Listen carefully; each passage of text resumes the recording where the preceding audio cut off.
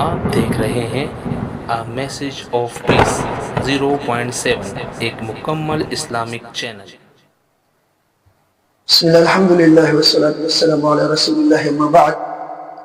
وأعوذ بالله السميع العليم من الشيطان الرجيم بسم الله الرحمن الرحيم إن عدة الشهور عند الله 12 شهرا منها 4 حرم إلى آخر ما قال. وقال النبي صلى الله عليه وسلم من أحدث في أمرنا هذا ما ليس منه فهو رد أو كما قال عليه السلام. اللہ رب العزت نے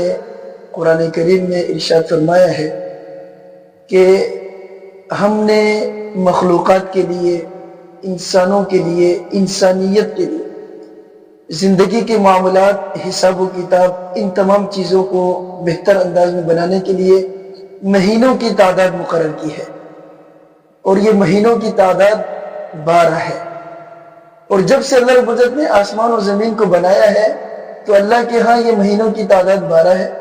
جن میں سے 4 حرمتوں والی ہے۔ اب ظاہر سی بات ہے 8 مہینے جو باقی ہیں ان میں سے ایک مہینہ 12 ربیع الاول ہے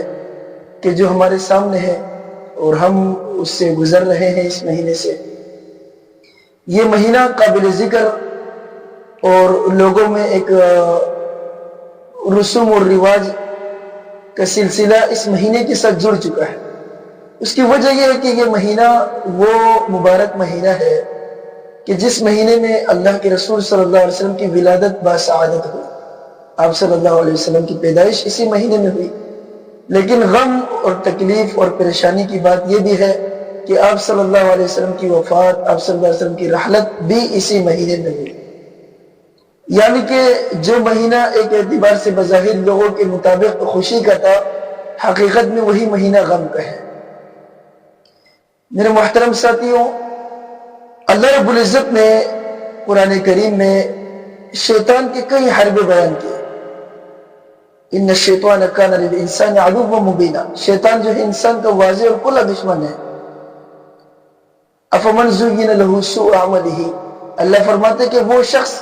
کہ جس کے لیے اللہ رب العزت نے اس کے اعمال کو جو نا شیطان نے اس کے اعمال کو اللہ کے مقابلے میں کیا بنا دیا؟ اچھا بنا دیا۔ فرعوہ حسنا، اور وہ اس عمل کو بڑا اچھا سمجھتا ہے، بہتر سمجھتا ہے، اس عمل کو کرتا ہے اور اس عمل کو دین سمجھ کے کرتا ہے۔ لیکن ایسے شخص کے بارے میں اللہ نے فرمایا عاملۃ ناصبہ، عمل کر کر کے تھک چکے ہوں گے، لیکن تصلی نارا حامیہ، پھر بھی وہ جہنم کی آگ میں داخل ہو۔ سورۃ الکہف کے آخر میں اللہ نے فرمایا کہ وہ لوگ جو قیامت میں جہنم میں جائیں گے، ان لوگوں کی حالت یہ ہوگی کہ یحسبون انہم یحسنون صنعا،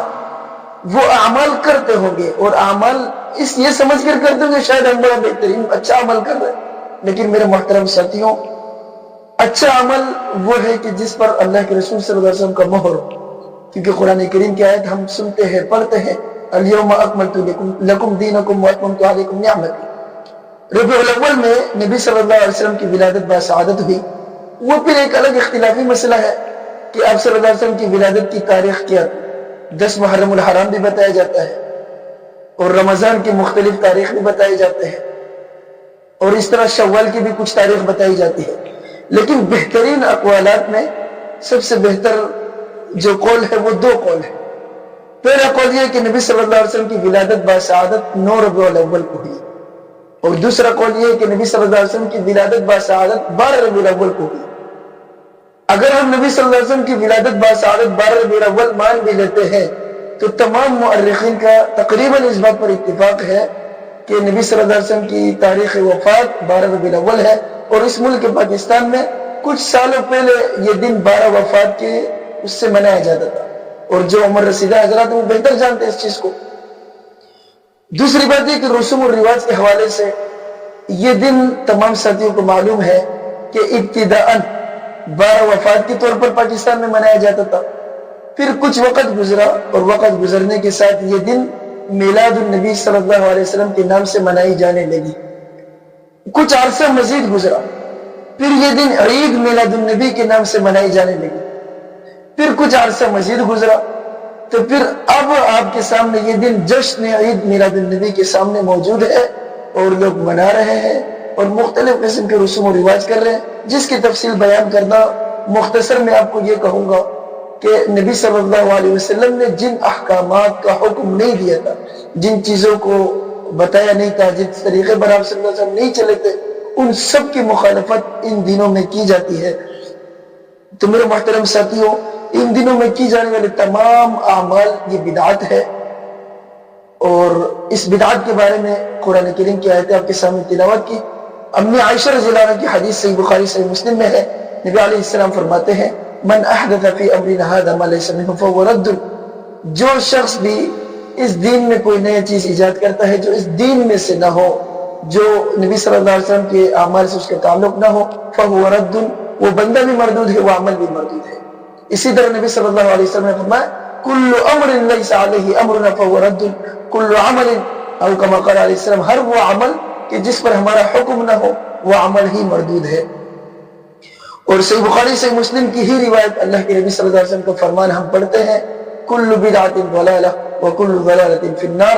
ہر بدعت گمراہی ہے، ہر دین میں نئی ایجاد کی جانے والی چیز گمراہی ہے، اور ہر گمراہی جہنم میں جائے گی۔ تو میرے محترم ساتھیوں، تمام علماء کا اس بات پر اتفاق ہے کہ اس دن میں کی جانے والی تمام چیزیں بدعت پر مبنی ہے۔ اور مختصر سے میں اشارہ کر دیتا ہوں، بعض لوگوں کی زبانوں میں یہ چیز رائج ہے کہ یہ بدعت حسنہ ہے۔ اس کے بارے میں سیدنا عبداللہ بن عمر رضی اللہ عنہ کا قول السنہ للمروزی میں موجود ہے کل بدعت ضلالہ وان رآها الناس حسنہ، ہر بدعت گمراہی ہے اگرچہ لوگ اس کو اچھا سمجھے۔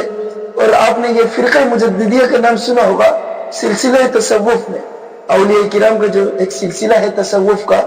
اس میں ایک فرقہ ہے جس کا نام ہے مجددی۔ اس مجددی فرقے کی نسبت جس بندے کی طرف ہے اسے مجدد الفسانی، محبوب ربانی اور قطب سبحانی احمد سرہندی رحمۃ اللہ علیہ، احمد سرہندی رحمۃ اللہ علیہ ان کو کہا جاتا ہے، جن مجدد الفسانی کے نام سے مشہور ہے۔ انہوں نے اپنی کتاب مکتوبات امام ربانی میں یہ لکھا ہے کہ ہمارے دور میں ہمارے علماء کی زبانوں میں یہ جو مشہور ہے کہ بدعت کی دو قسمیں، بدعت حسنہ اور بدعت سیئہ، میرا دل اس پر مطمئن نہیں ہے، کیونکہ نبی صلی اللہ علیہ وسلم کی یہ فرمان ہے کہ کل بدعت ضلالہ، ہر بدعت گمراہی ہے۔ تو میرے محترم ساتھیوں، جب اتنے بڑے عالم کی تائید اس مسئلے پر موجود ہے کہ جسے تمام مسلک والے اور مذہب والے متفقہ طور پر اپنے امام مانتے ہیں، تو ہمیں چاہیے کہ ہم قرآن اور حدیث پر عمل کرتے ہوئے ان بدعتوں سے اپنے آپ کو بچائیں، رسوم و رواج سے اپنے آپ کو بچائیں، اور حقیقی معنوں میں قرآن اور حدیث کی تعلیمات کو اپنائیں اور اس کے مطابق عمل کریں۔ وباللہ تعالی توفیق۔